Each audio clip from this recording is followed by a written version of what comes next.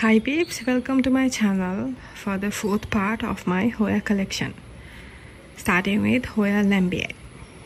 This I received in severe dehydration state with breaking down media of cocoa husk, which I immediately repotted into the same media it was residing earlier but new. And it started recovering, but the leaves were so yellow and there were yellow spotting. I initially thought that was a fungal infection, but once I started spraying Epsom salt, pinch of Epsom salt mixed with the regular fertilizer, this turned out to be a magnesium deficiency. But still you can see remnants of it.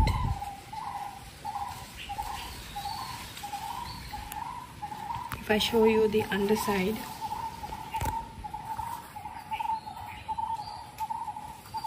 it's very clean and very velvety to the touch.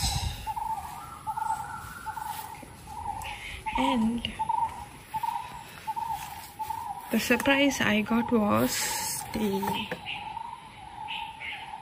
long stem it had with a panicle. Normally I would chop this off from above the panicle because it's too long and make another plant of it. But since the plant was already under stress, I did not change anything. I left it as it is and gave it a pole and wrapped it around that. I wanna take this through a hoop. Once I get the required length of cane, I will go ahead and do that, and this will receive a different and larger pot but with the same cocoa husk media and a trellis, a permanent trellis. Right now the trellis of this is bamboo,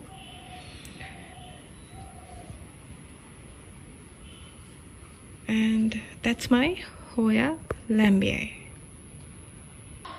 Now you're seeing my Hoya obovata in a variegation, which I received as a cutting and with a panicle. The panicle is still intact and there's a new leaf, and this has been placed in a semi-hydro setup without rooting it, and I let it root itself, which it has done its job perfectly. That's why you see this leaf on top.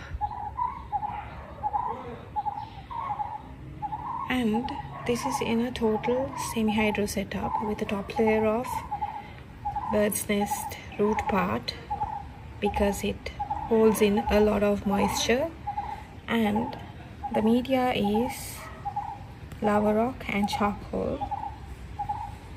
The draining hole is at the bottom, 1 inch above the bottom of the pot. So this is in the correct semi-hydro method and it's doing wonderful. The cutting rooted itself. I just had to hold it in place without the stem getting disturbed from where it's rooting, using zip ties and this stick of bamboo.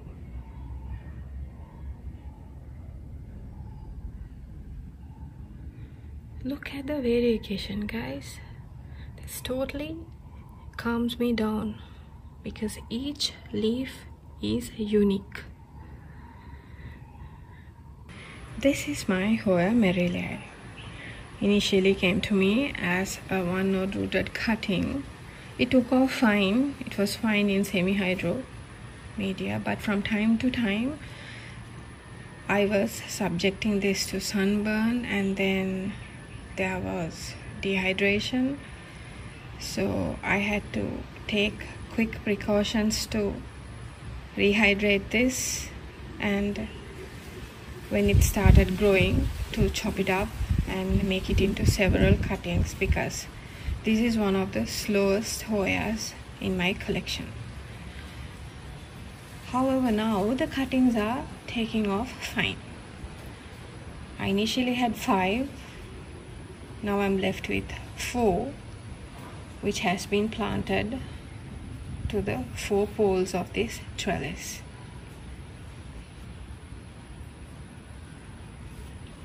I love the veining. The leaves still has to get larger. I had twice this size leaves, but because of sunburn I lost them all. So now I'm left with this. I am keeping this on the watchful eye because I do not want this to go downhill again, but it's doing fine. This is my Hoya Merrill. So guys, how's this for a Hoya? This is Hoya glabra schlechter. I love the lime green color of the leaves and the indentations of the leaves, but especially the underside, which is the lightest shade of green, almost white. All these collect quite the amount of dust, so I have cleaned this. So therefore this is not leaf shine I've used. This initially came to me in one plant, which you can see now is 2, because it was too tall for me. It was almost 8 feet tall. There are 3 plants actually, including this one node cutting, which I am rooting behalf of the seller, because he gave me the only glabra he had. It's doing wonderful. It's placed in a semi-hydro setup, as you know, with my favorite 2 media of lava rock and charcoal. This has a top layer of pebbles with some fern root to combat the dry top layer issues this might have in a semi-hydro setup. I'll show you from the side of it. I must have put some leca, I am not sure, but that's about it. And the draining hole is here, so I can easily flush this and renew the water reservoir with fresh water. I use rainwater on this, and currently it's residing in a very shady spot. I think that's what the Hoya glabra schlechter likes, especially when it was recovering, because this vine was rooting and this was getting used to a new media, plus another node was rooting. Altogether 3 plants in one pot. But however, as usual, I will put them in direct morning sunlight to see what happens. I do not think this will burn itself, because quite frankly, even now this is used to direct sun in the morning, but the spot this resides now does not get more than 2 to 3 hours of direct sun.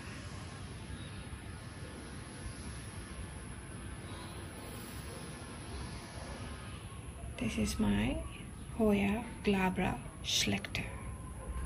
This is my Hoya mindorensis red, also in cocoa husk and in a ceramic black tall pot. It's doing wonderful, if you excuse me, for its trellis, because it's wonky and I've broken it. I need to replace it, but I immediately needed to utilize anything I have to get the leaves to turn upwards towards the sun. And all the new leaves I've got are doubled in size, and it's doing marvelous. There's a lot of activity still, so this is a very active Hoya.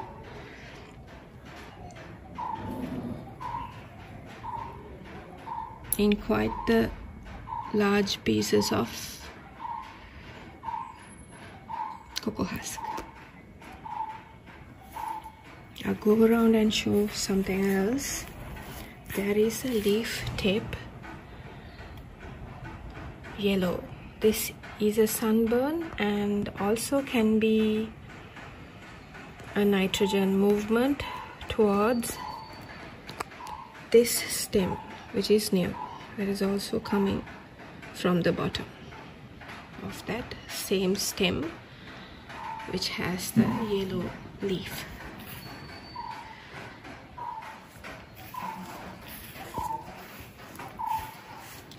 So this is my Hoya Mindorensis red.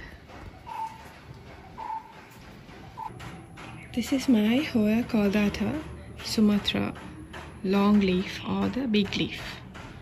And from the back you saw the short version of the Caudata I had. It's very tall, and there were not much of aerial roots that I could chop this into two and replant into the same pot. So I was so scared, and what I did was, when I cut this, I removed all the degrading cocoa husk and gave it new, very chunky cocoa husk pieces. So it will be very airy and drying at the same time.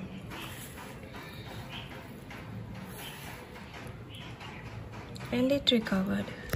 You can see a small leaflet at the bottom also. These leaves are so lanky and dead looking for the longest time, and I was so scared of losing this because this was expensive. But I think it has finally recovered. I still keep this in extreme shade, so all of the red sun stressing it had is disappearing, which is fine. The trellis which this is on is also too shallow into the pot, so therefore it's slanted. I have to tie this to my orchid shelf so it will stay stable. But it recovered.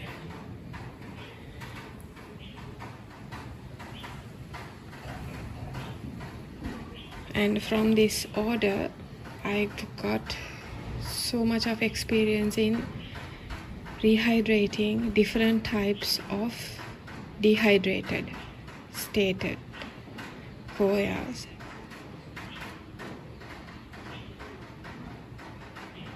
The experience is phenomenal,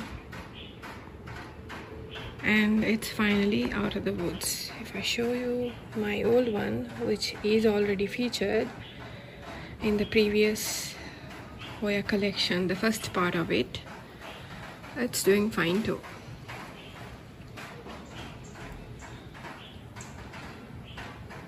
But this has also slowed down in its growth.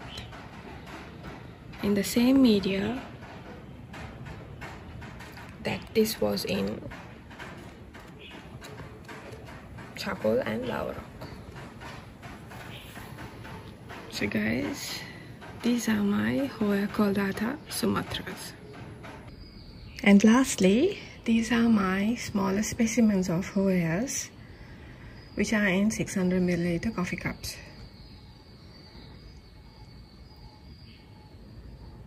And this is my Hoya Fiji Pink, which I've recently converted into its permanent pot of semi-hydro setup with a top layer of pebbles and bird's nest fern root. This piece of root in the middle was kept because I lost a lot of leaves from there at the conversion, the initial conversion to the coffee cup, but it has rooted itself into that fern root part. And the other reason I converted it was this panicle and this panicle, which simultaneously blooms for me. There are two hints of fragrance here. One is spicy and the other is floral, so both are mixed together and omits a beautiful fragrance which I really like. From all the other Hoyas, I think this is the best fragrance, this and the Hoya pentaphlebia, from all what's bloomed for me within my care.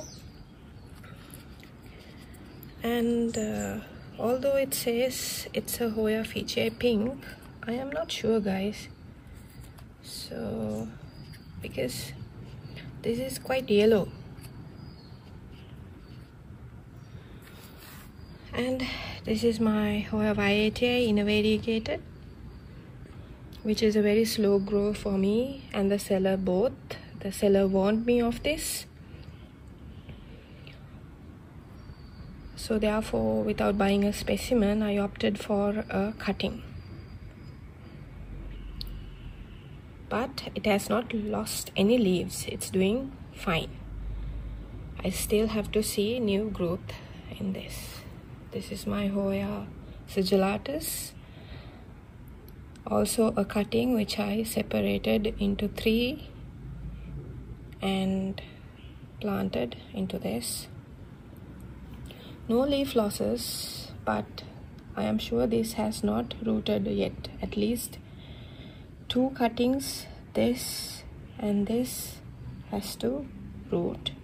I think this is fine.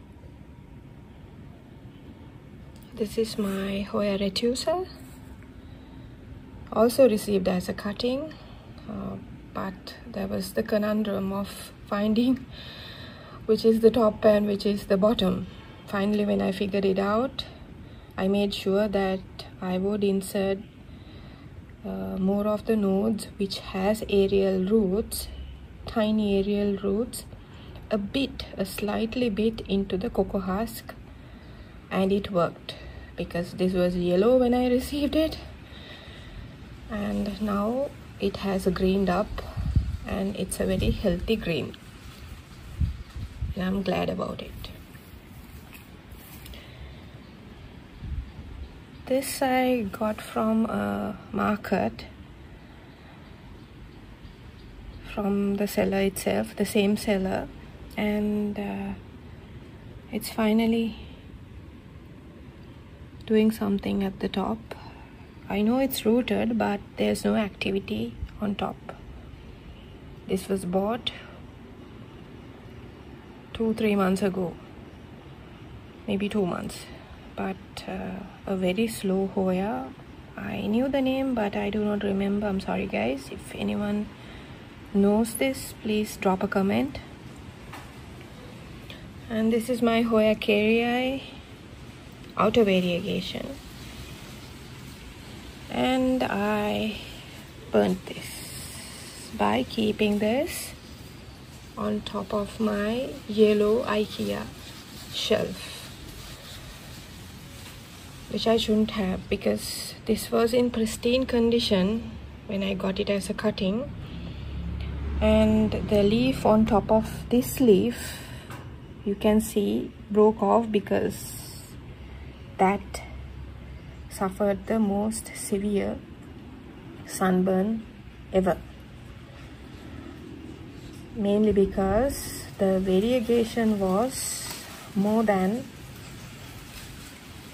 60%, I mean closer to 60% of yellow was in the top leaf, so therefore that took the hit the most, because the leaf could not photosynthesis much to prevent that sunburn. It is rooted, but I am to see its new growth, and I quickly moved it to a shadier spot. Normally when all my cuttings root, I promote them to the top shelf, which would receive direct morning sunlight, so they can adapt to sunlight, adapt to my tropical climate and the conditions I'm giving at my home. But because of the high variegation it had, that leaf couldn't take it. If it was a leaf like this, it wouldn't have been fine. Just like this, it would have suffered a spot or two of sunburn and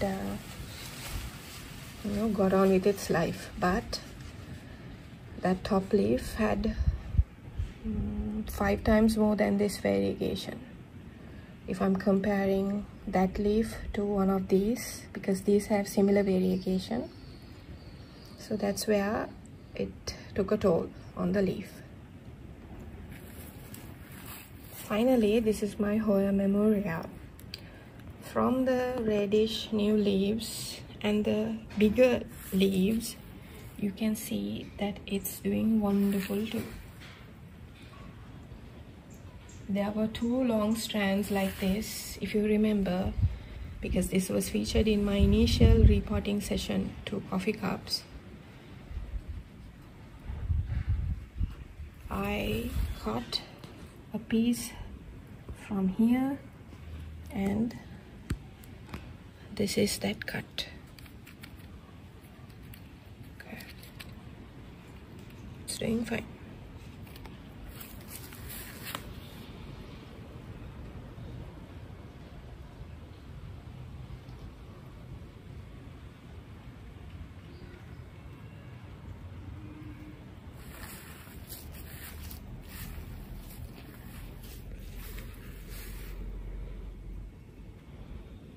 So that ends the 4th part of my Hoya collection. Thank you all for watching. I hope you enjoyed what I have acquired over the last few months.